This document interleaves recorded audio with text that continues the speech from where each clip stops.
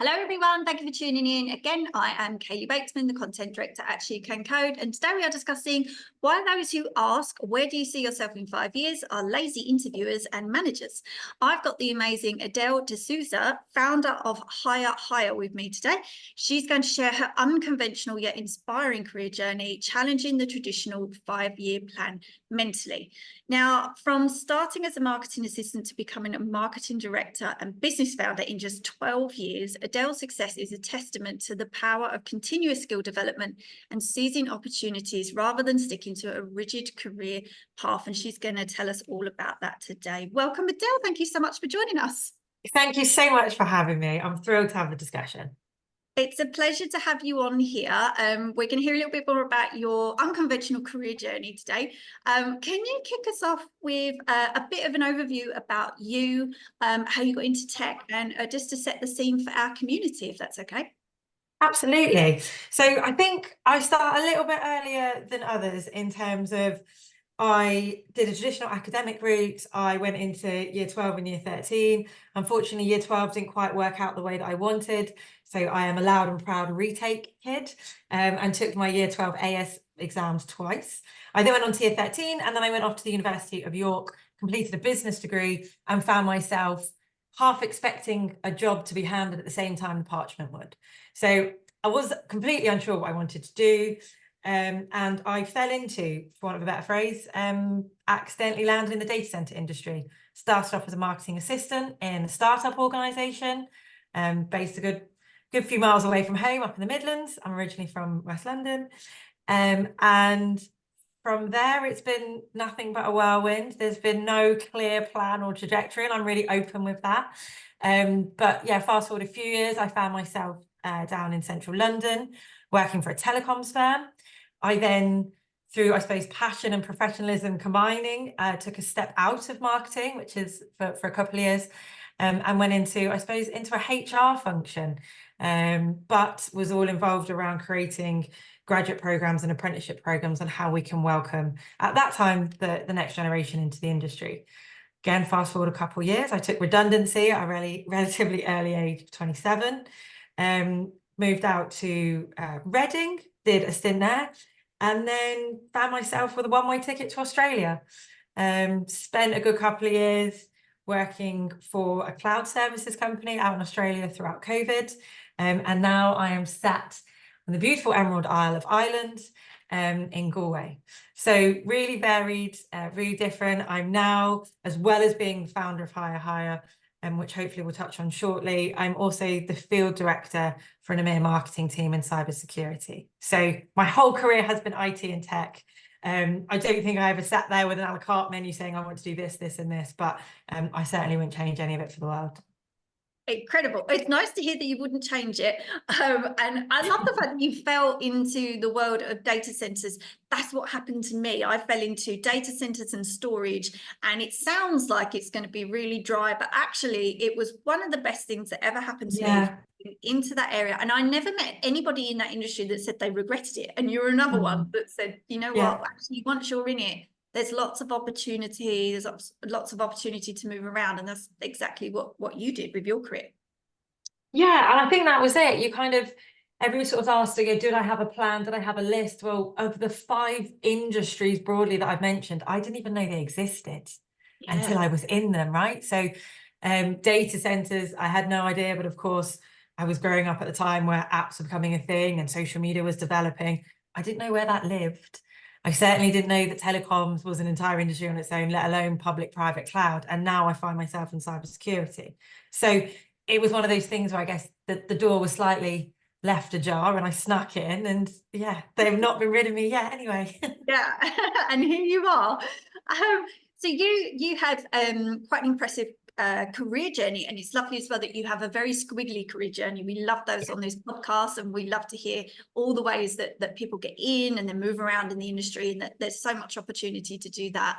Can you walk us through a little bit through your career journey from marketing assistant to marketing director and then onto business founder, and what key decisions and opportunities shaped this trajectory?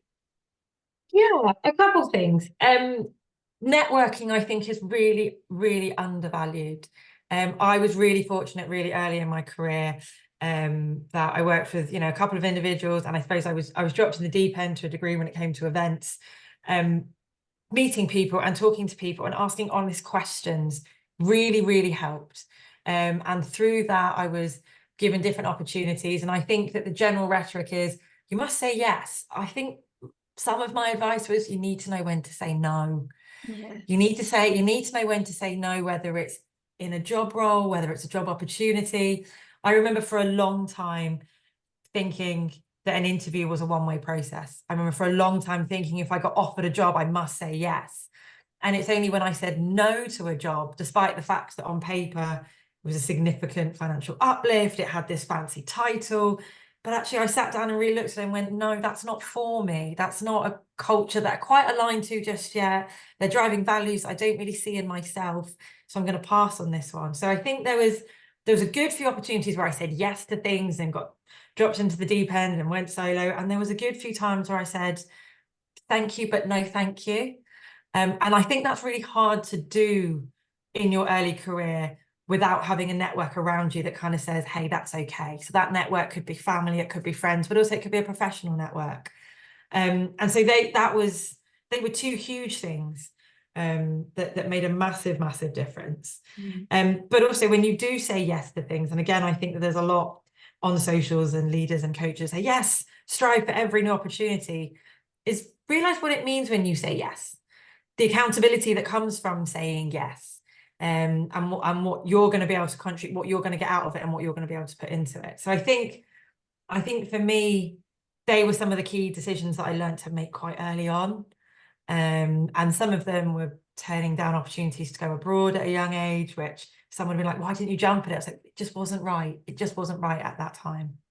Yeah, you know what, I completely agree with what you just said, because we had a webinar where that discussion came up about how long would you stick out a job role if you really didn't enjoy it, and if you said yes to something, and then you're in that job role and you're thinking, oh gosh, I should not have said yes to this. It's harder to get out of it. It's harder to find another role. And how long do you stick that out? Because then it looks bad on your CV. You think it's going to look bad on your CV. So I completely agree. Sometimes as well, especially if, you've been made redundant and you're sitting there thinking, should I just say yes to the next thing that comes up? How long do I hold out for and wait for that opportunity? That's quite difficult to do. But the timepiece is a really interesting one. I had a number of conversations over the years with a number of kind of new career starters, but also grads and apprentices around saying yes to big money. And I have, whether it's valid for everybody or not, I don't know, but for many that I've spoken to, it's a 3-month window. It's a 3-month. The first month you see that new number come in on the payslip and you think, oh, I've made it. I'll put up with the fact that I don't really like the job or the company or the culture or my manager. And then the second month you go, you know what, I earn a bit more now, so I'm gonna spend a little bit differently. I'm gonna save a little bit differently. And by the third month, you've normalized. You've become completely acclimatized to new salary, and now you're just left with a job that you don't like in a company you don't want to be in, working for someone that you don't necessarily respect or find aspirational or inspiring. So yeah, 3 months I think is the that yes should have been a no for a number of reasons. Yes, definitely. And I believe as well that even if you have those interviews, and like you said, it is a two-way thing. If you just decide on those interviews, this isn't for me, that's good practice anyway, just to hear what else is out there, to brush up on your interview skills, because we don't do that every day. So it's never a wasted opportunity, even if you do then say no to a job. I couldn't agree more to that. It's so different when you graduate and you're just trying to get in on any team, but when you a little bit more through your career, you can be a little bit more picky if you have a little bit more time just to wait. I completely agree with you on that one. You believe in we're going to talk a little bit about the question that you were chatting to me about before you came on this podcast. Why do you believe in the question, where do you see yourself in 5 years? Why do you believe that is unproductive for young professionals? And can you share an example from your own experience where this question felt particularly irrelevant? that's something that we hear a lot in interviews. Where do you see yourself in 5 years? But you think that you just should not ask that. Who's going to know that? It seems like when I first started hearing it, and when I was much younger, I sort of thought, oh goodness, I don't know, I don't know necessarily what I'm doing next week. Or I remember hearing it at school, what do you want to be when you're older? And you think, goodness, at the time I was 14 and I certainly wasn't even doing my own laundry or cooking my own food, let alone what do I want to be when I'm older. So it stemmed from there. And I suppose 5 years for me, it just seems like a made up figure. Why is it 5 years as opposed to 6 months, as opposed to 18 months? And I did a little bit more digging, and the average tenure of an individual in a job that's a millennial is just shy of 3 years.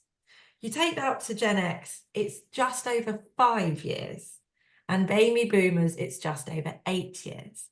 So I wonder whether the question, so when I sit here saying, why is it not 18 months to 2 years? I wonder if that's reflective of my own generation saying, that's the window that I typically, and actually my career trajectory has showed, that I spend in a role. And so the 5-year question to the next generation is like 5 years. We think back now, it's 2024. In 2019, COVID hadn't happened.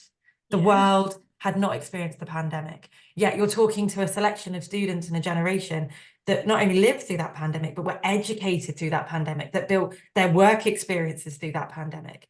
I also look at things like the way that society has moved on and the reliance on social media.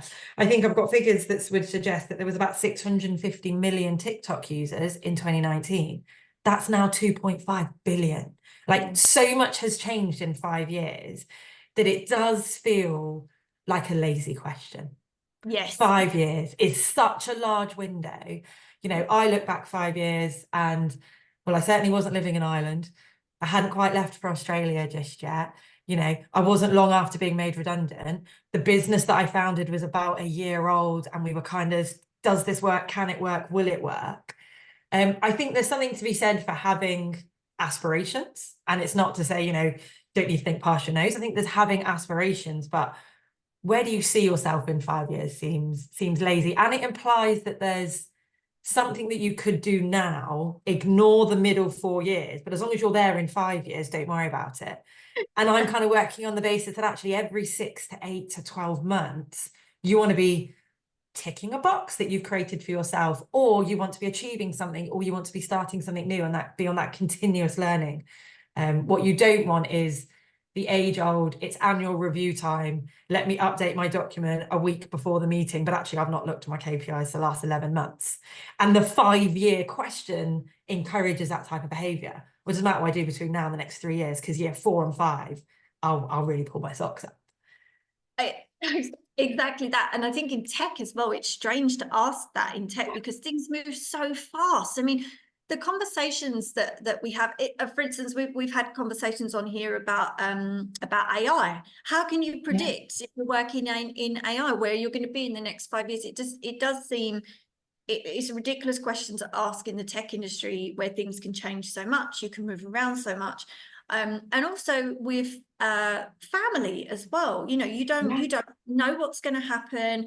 I did a video with a lady a couple of years ago, and she said to me, I wish somebody had said to me when I started in work not to plan ahead for what she was thinking. So she was thinking, I need to be in a good job, which is flexible. By the time I've had my family, by the time I'm around 40, I need to feel, I've got great work-life balance, and I'm going to work that around children.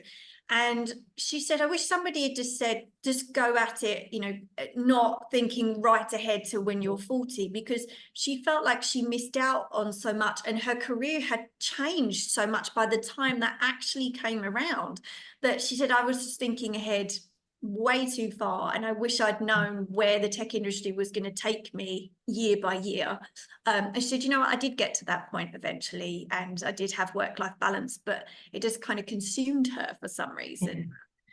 I think it puts on this added pressure as well, and I think especially for young women, it's really hard to not feel like you're on the treadmill. You have to do this at a certain point, and this at a certain point, and this at a certain age. And I worry that 5-year question, you could well be talking to an 18-year-old, a 21-year-old, a 25-year-old, and they're going, oh, well, does that mean I need to be at a certain company so I'm there long enough so I could get some leave if I wanted to have a family? And what if my partner is, and you're asking them to build this entire life based on a question that, quite frankly, you've probably just not researched enough if you're asking it. Yes, and haven't made that decision either, because Yeah. you don't know until you go through your career what you'd like to do next. I mean, you reach that crossroads where you have to decide, do I want to manage people? Do I Right. not want to manage people? Do I just want to do my own thing or work on a team? But actually, I'd rather, stay working on solo projects and not have to look after people. Until you've worked on a team, you don't know where you would like to go. Instead of having that thought of, if I'm not a leader by a certain age, then I've failed. Perhaps you don't want to be a leader. That's fine too. Yeah. And also, and I definitely will end up touching this later, I'm sure, is that idea of, oh wait a minute, I've lost my train of thought. No, I told you it happens. 25 by leader. You just said something there, and I was like, oh yeah, that's so valid. Oh, it's gone. It's I gone. said about not everybody has to be a leader, or you feel like a failure if you don't become a leader by a certain age. There was the age thing, there was the trajectory thing. Oh, that's what it was. Sorry, I'm gonna start that bit again. Yeah, one of those ideas around you don't know what you kind of want until you're in a team is from an exact example that I had in my own career. So I knew that I wanted to do marketing. I loved the creativity side of marketing. I wanted to learn more about the psychology behind marketing. And then fast forward a few years and I found myself in the HR department. Now, if I had this big 5-year plan, I would have said no to that opportunity, but it was me looking at something and going at the company I was with at the time and saying, hey, we'd love, we're looking at you as a company looking at workforce planning. I'd love to bring in the next generation into telecoms and data centers. How do we do that? And then you start doing bits, and then all of a sudden you're in the HR team. But at no point, if someone had said to me when I joined that company, where do you see yourself in 5 years, would I ever have said, oh, you know what, I'll probably end up deviating into global CSR, and then I'll probably move into managing, the top 10% of performers, and then I'll go on and build your early careers program. I never would have said that. And I almost wonder if I'd been asked to document it, would I have looked at it and gone, oh, Adelle, previously you said you wouldn't do that. Yeah. So, you end up holding yourself to account and upholding expectations that you never set for yourself, but you were forced to.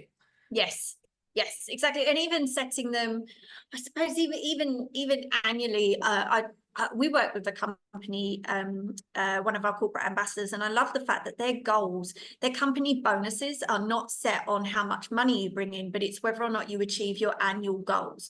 So goals that you set for yourself, career development, skill development, learning something new, moving into a new department that you wanted to, or a new skills area, and they pay out bonuses based on that. So they do it to make sure that you're still progressing, but it's not like if you hit that in 5 years time, you're only going to progress every year. Yeah. And I don't know, and the flip side to that question is I don't know any organization, those I've worked for or otherwise, that look at someone and go, they're underperforming in year 1, but we'll wait and see where they're at by year 5. Yeah. And in the same way, if you're overperforming and overachieving in year 1, I don't know any individual that goes, well, I'm going to wait my 5 years to be recognized for that, and I'll stay at it for the next 60 months. So it seems, I know it's a controversial phrase, but it seems like a cop out of a question, because I would be surprised if the interviewer or indeed the manager could say that what they would have answered that question 5 years previous is the exact step that they've taken. Especially, like you said, in tech that is so fast, and having lived in different countries, the speeds are at different places and the technologies are at different places and the cultures are at different places in terms of what the working environment looks like.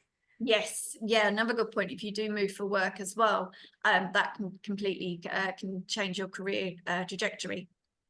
And how do you differentiate between striving for continuous skills development and following a specific career pathway? That's quite a balance, isn't it? Yeah. To work to continuous skill development, but a specific career pathway. I suppose I err on the side of, when an individual has a pathway, is it a pathway or is it a job title? And I say that because that was me. When I was much younger, the idea of having, you know, a C-suite title was it looked like the pathway, but I hadn't actually planned a pathway to that point, and I hadn't really determined whether I wanted to do that job or whether it just looked like you said, come in 5 years, you start from here, you must then go to the top. And anything that deviates, should you take a left step or a right step, then you've failed. So the career pathway one is interesting for me. The continuous skill development, though, I do think is very important. And one of the things that I spend a lot of time doing, a lot of the young people that we work with, and a lot of the new joiners to the industry that we work with, is around continuous skill development. So what we tend to do is we take, let's say, the job title and the job spec you have right now, and we find, if you say, you know what, I want the next level up, everyone has their own prerogative. We find that job spec and we look at those skills and go, right, do you have those skills? Where are we missing the gaps? How do we bridge that for you? Is it a course? Is it an academy, certification? Is it opportunities? Is it extracurricular activity? Is it public speaking? And you tend to find that if you continue to build your skill set, by default, the pathway to which you have the most energy for impact will get you there. You will find that you have people that are continuously developing their skills, but they don't want to be a people leader. They really don't want to, but they could go all the way up and become the chief of staff. They've got no direct reports. But there is this, sometimes I think that there's sometimes a little bit of a fallacy to go, where a career pathway suggests that you start as a specialist and then you're a manager and then you're a director and then you're a VP and then, you know, add in whatever other made up ones you can on the way. But actually the value is in developing the skills, because you find individuals go, actually, I want to really develop that. So there'll be some individuals that I've worked with that I would say are the absolute top of their game, but their job title might suggest that they're a specialist or even an executive. But there is no one else that I would go to if it came to that topic other than them. Oh, I see. Yeah, which is far better than thinking, like you said, reaching for that job title and also not always understanding that job title. Right. Most people don't understand what actually comes with saying, I want to be the CEO. What comes with that, and the responsibility, and being held accountable for what exactly. A lot of people just seem to think, yeah, I would like to do that, or I've seen a role model where I want to do that. And you can't actually always relate anyway as to what that role is like. And I think you see, I was listening to another talk recently where you will see, and social media unfortunately perpetuates this quite heavily, is you end up saying what you want, but not really realizing how you're going to get there and the sacrifices that might entail. I know that we've done open days with leading CEOs, and you take in, you know, maybe 16-year-olds or 18-year-olds, and it's a free-for-all on questions. And they ask, you know, what's your biggest regret or your biggest sacrifice? And sometimes they'll say that it's family, sometimes it will say that it's relationships, sometimes it will say it's their time. But again, I think when I was much younger, it was striving for a job title, and then you get to the point where you go, I don't want to work on a Saturday, actually. Yeah, I'd quite like to finish at 5, or, you know, I'm burning myself out and I'm in my 20s. I don't know if that's what I want. So yeah, I think sometimes the pathway, there's no reason why your pathway can't be a web. There's no reason why you can't go left and go, oh, I really like that idea, I'm going to go left again. I really like that idea, I'm going to jump over there. Then I'm going to go up. And you know what? I'm actually going to drop down because I really want to learn that skill and then come back up. I worry that sometimes, especially with people joining the tech industry and seeing what's out on social, it's how high can you get, how fast can you get there, and how much money can you make doing it? And the pressure is phenomenal. But actually, there's so much value and so much opportunity in managing the web rather than scaling.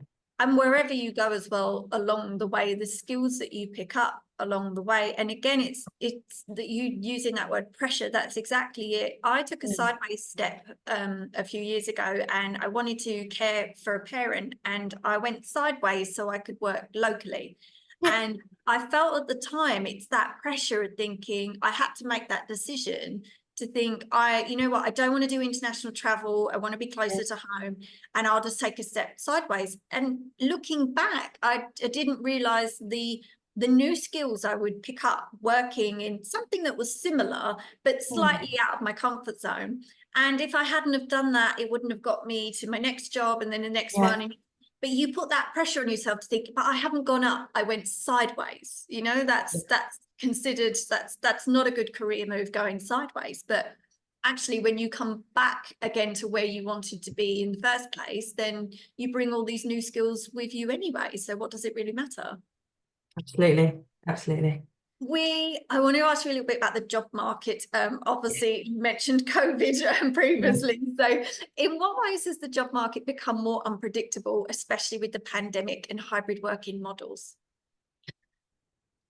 In a number of ways. I think that there is a greater level of transparency that is now required of employers since hybrid working became the norm.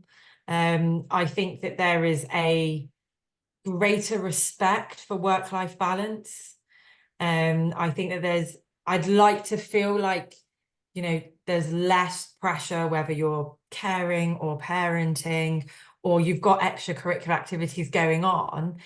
The pandemic, I think, helped adjust that balance, whereas it wasn't that long ago that you'd be like, oh, I'm really sorry, I've got a gym class at 7 a.m, so I won't be online until 8 a.m. We don't start work till 9. You know, or, you know, and I've seen it with, you know, peers and colleagues of mine, oh, I'm awfully sorry, but my young lad's a bit poorly, so I'm gonna have to leave early. I've seen that change. I've felt that change. And I think the technology industry and the IT industry has kind of embraced hybrid working. You know, there's opportunities.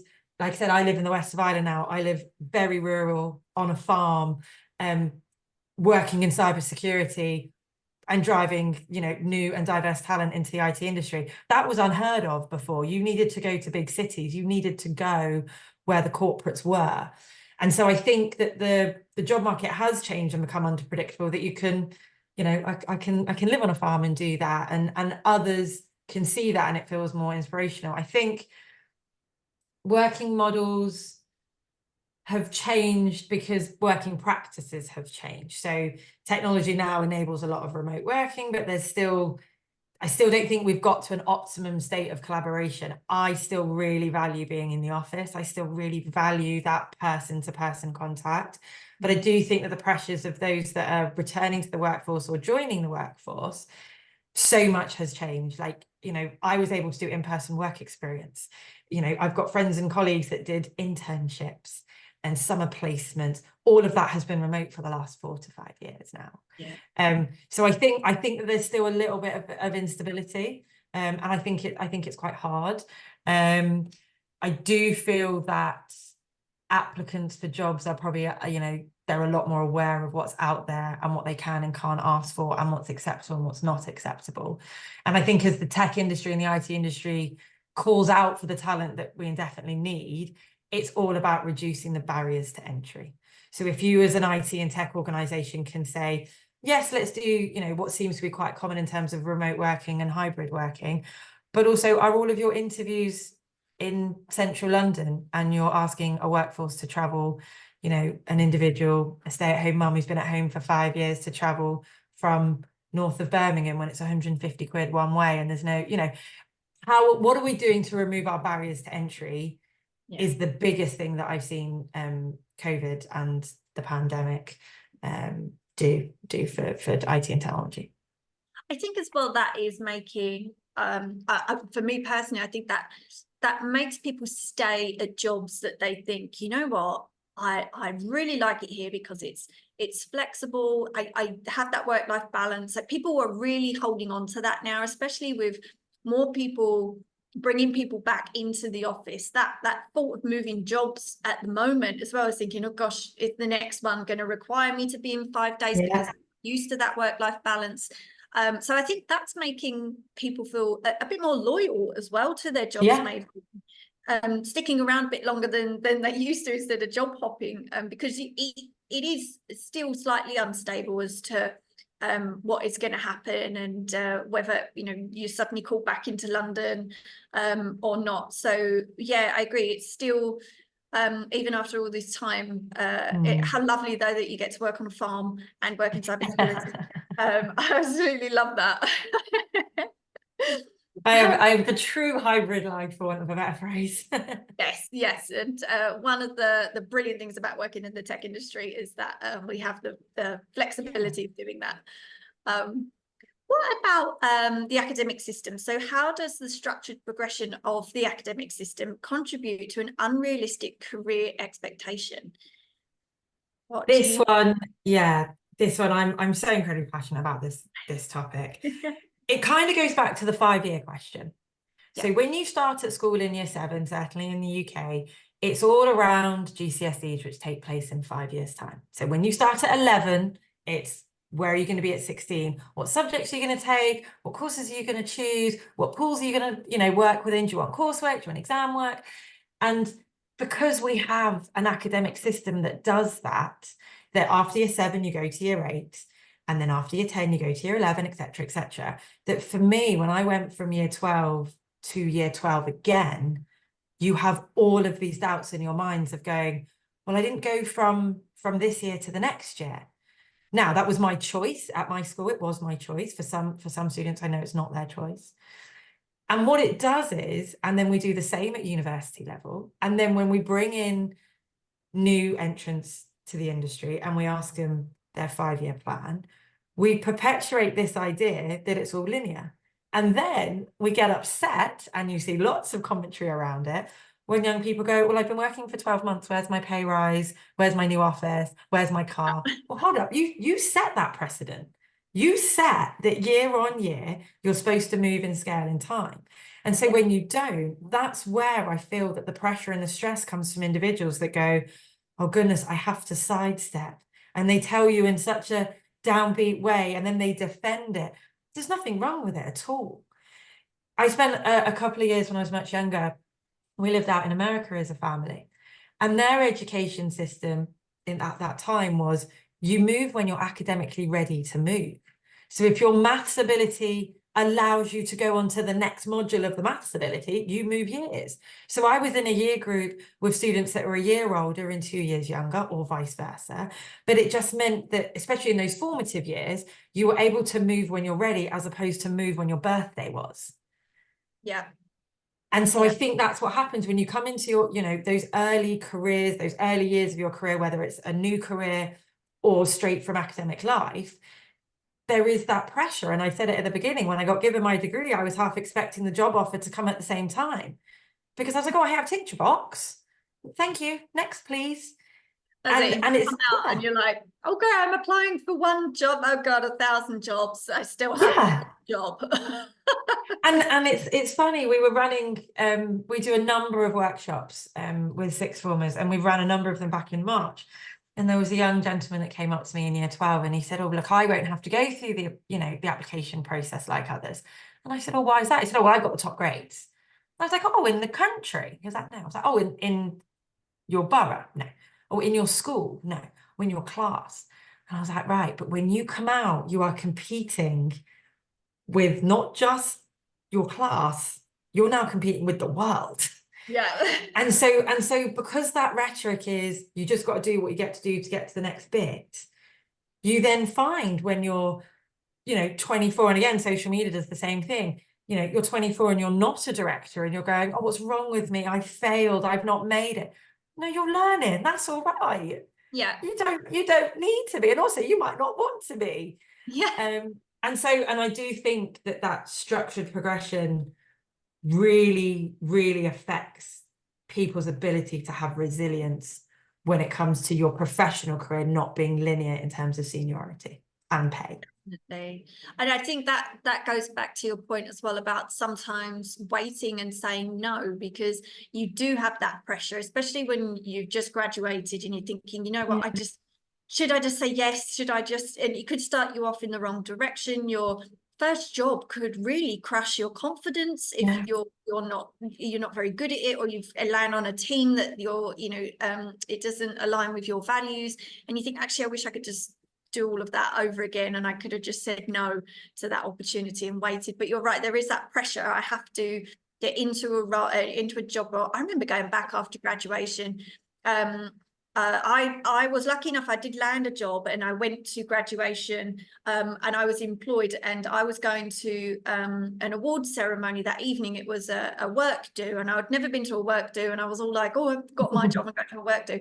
So many of my friends at that graduation ceremony still didn't have a job. It was just the thing. People just still don't have a Yeah. job by the time they're collecting their degree. Yeah. And that is okay too. But it Yeah. obviously gets to the point where you have to make a decision on what you want to do next. But you do, there is that realization when you come out and you think, that's not what I thought it was going to be. I think I was 6 months from graduating to getting a job. And so all of that of going back home after 3 years and you've got your degree and the pressure of everyone going, what's you going to do and what are you going to do next? And I changed my tact. I had been accepted into a couple of graduate schemes that I kind of had decided weren't for me. And then I'd obviously been rejected from a whole bunch of them. And that's how I ended up in startup world, really, is I just started applying to say, actually, I don't think I want the structure anymore. I think I really want to do something.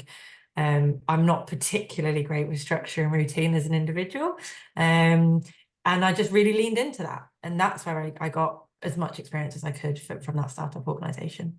Yeah, and all of that experience kind of led you to that point, and you where you wanted to do that and try something different. You mentioned the word resilience a minute ago there, and I wanted to touch upon that. Can you tell us about your experience of being made redundant at 27, which is incredibly young to be made redundant?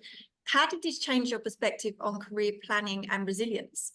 Yeah, I think because I had that year 12 retake year, for a long time, I explicitly stated that my greatest fear in life was failure. And I felt that I'd failed year 12. That's not strictly true. From an academic perspective, I didn't fail year 12. I just didn't secure the grades that I was perhaps capable of. But I held on to that fear of failure for a very, very long time. And I put into my mind this career planning, right, well, if you're an executive now, then you can be a manager then, and I got quite caught up in it. And I think then when I got made redundant at 27, some of those fears came back to be like, you've now failed at work. Like, this isn't even an exam. I've now failed at being an adult, which, redundancy for me was something that happened in your 60s. I didn't know you could be made. I didn't understand the concept of redundancy. This is why I really focus on the fact that adulting is a work in progress. What is a pension? What is an ISA? What is redundancy? What are savings? But none of that is covered through the curriculum or otherwise. I think what it did was it allowed me to sit and reflect on what I had achieved in those kind of 5 or 6 years of working, and also just kind of back myself a bit more. With the redundancy came a bit of flexibility. I was able to go traveling for a few weeks, a few months it probably was actually. I started my own business at that time because I felt so passionate about the industry. It gave me so much opportunity. And even if it had only given me opportunity for those 6 years, I'd found myself traveling all over the world to events. I was speaking on circuits. I was learning about the technology that drives the digital economy. And I was like, this is from somebody that didn't know it existed. I could start a business to do this. And so I think what it did was it allowed me to stop chasing something and instead allowed myself to be driven, which is different. If you see something in the future and you go, that's how you burn out, because nothing's ever good enough. And you begin to develop, and I'm openly admit, you begin to develop, well, I have to do this, and I have to do this, and I have to work these hours, and I can't go to that birthday, and it becomes your everything. I think the redundancy at that point of my career was an opportunity to go, right, what have you achieved and how did you do that? And actually that wasn't your job and you did that anyway, and then they asked you to do that and then they promoted you to there, and actually they're taking care of you and you're leaving on a really strong relationship basis with them. And right, what do you want to do now? Where is my internal drive, not what am I externally chasing? I think to build resilience in a way that I probably didn't have before. I had grown up from a very young age playing team sports and doing a number of sports, which I think started developing resilience. But I kind of dropped out of that in my teenage years, as a lot of young girls do. Team sports tends to drop off. But actually, it's only looking back now that I look at my brother and my cousins and even my male colleagues and my partner, that team sports and failing as a team and realizing that failure is such a harsh word. You never would say to somebody who got a silver at the Olympics, well, you failed. Yeah. You would never say, oh, well, actually, you only on Who Wants to Be a Millionaire, you actually walked away with 500 grand. You failed. And so what I did was you put things in context, you build a perspective to view the world and your professional career through. And I think redundancy allowed me to do that. Yes. I love everything you just said there. You're so right sometimes that and changing it to that drive and being able to figure out as well what you enjoyed about your last job, what you didn't enjoy, where even in past jobs before that, where your strengths lied, what you really loved doing, and finding a way to get back to what you really loved, or starting something new, as you courageously did. It's just having that time to think and reset. You're absolutely right, and just never seeing it as a failure. That's something that we talk about as a team as well. On this podcast, we talk a lot about when things go wrong, how you deal with that as a team, and how you move forward, instead of thinking sometimes as a team, if it's a failure, then you start throwing each other under the bus. You don't move forward. If people go into panic stations, then and the saying about making decisions out of fear is never a good thing. And just thinking, I just need to stop, reset, make a good decision about what's going to happen next, and learn from this, is just such good career advice for anybody that's listening that has been made redundant and is sitting there thinking, what am I going to do next? That's brilliant advice. I'd love to ask you a little bit about how can young professionals overcome the fear of failure when their careers don't follow a linear path? We've touched upon this a little bit already, but is there something that you would say to your younger self and to younger professionals about overcoming that fear of failure when things just don't turn out the way that they thought they were going to? Yeah. One of the, and this is probably a personal insight, and some might say, well, I'm absolutely not doing that. Every single month since I got made redundant, I have kept a note on my phone, and every single month I write down what I did new that month. Now, that could have been, I was a bridesmaid for the first time, I traveled to a particular country, I actually finished that book series I had on my list, anything. I went to my first rugby game. Things that are small, things that are large, but I've kept a running list because it's so easy to feel like a failure when you're in tunnel vision. Yeah. And the lack of context and perspective. Like I will often say, sometimes in jest, but sometimes in meaning, oh geez, I failed at doing that. And it'll only be somebody that sits me down and go, hold up, you've taken it from there to there in this much time. You didn't fail, you just set the bar here, and we needed to be realistic in the time and the budget and the resource that you had, that you're probably only going to hit here. Yeah. And so for me, it's the biggest advice I can have is try and look at your achievements, both things that you've overachieved and underachieved, with perspective, and put them in context. If you do not get a pay rise, you haven't failed. If you do not get the job promotion, you haven't failed. And I think it kind of stems all the way back full circle. If you set unrealistic 5-year plans, you're holding yourself to account based on things and variables you're not even in control of. Yeah. You can make that knee-jerk decision as well, where you Yeah. might, I didn't get the promotion, or I didn't get the pay rise, as you said, and you could make a terrible decision to think, that's it, I'm going to leave, when actually staying there and just waiting and building something and building a good case for something like that was actually closer than you thought it was. And you've made a decision again out of fear of failure. Actually, I've failed and I've just exited and starting all over again in a new company, for instance. Like I'll be honest, of all of the people that I've worked with and worked for in companies, is that actually fail is such a harsh word. Have things not gone to plan? Yes. I don't know if they failed. Do you know what I mean? You kind of readjust. Yeah. You don't just throw everything out and start again. You kind of, let's tweak and adjust and amend. I could have looked at it with my AS level results all those years ago and gone, right, well, I didn't get the grades I want, and I've defined that as failure, so I'm never going to read a book again. I'm never going to do any exam again. I'm never going to do a test. I'm not going to do my driving test. I'm not going to do any, I can't do exams, can't do it, never. That's not what happened. What I did was I tweaked my approach to revising, which was to actually revise, which I hadn't done the previous year. So sometimes you've got to be really honest with yourself and be like, hold up, you didn't get where you thought you would be because you didn't put in what you know you should have put in. Yeah. And having the ability to be reflective on yourself as a young professional is really important. It's really easy to blame others, like you said. When the word failure comes up, it's, well, it wasn't my fault and she didn't approve that and that didn't come through and I asked them and they didn't respond. Hold up. Yeah. What were the objectives? How do we get there? What do we need to tweak for next time round? Yeah. And especially if you followed that career path that you thought was the route for you, and perhaps you got there and just realized that you were really rubbish at it.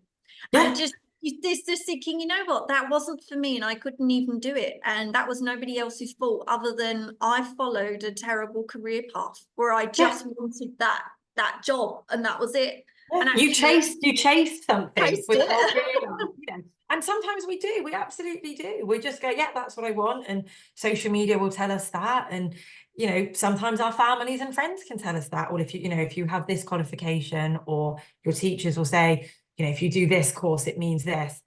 Just be mindful of what you're chasing, because you might get there and be like, oh God, I don't want it. Yeah, that wasn't in my plan. I completely agree with everything you said today, Adele. Thank you so much for coming on. We're already out of time, unfortunately, but it's been a pleasure chatting with you. Thank you so much for taking time out of your busy day to come and have a chat. Thank you so much for having me. I hope it's valuable to all your listeners out there. I'm sure our ladies are going to love this episode. And to everybody listening, as always, thank you so much for joining us, and we hope to see you again next time.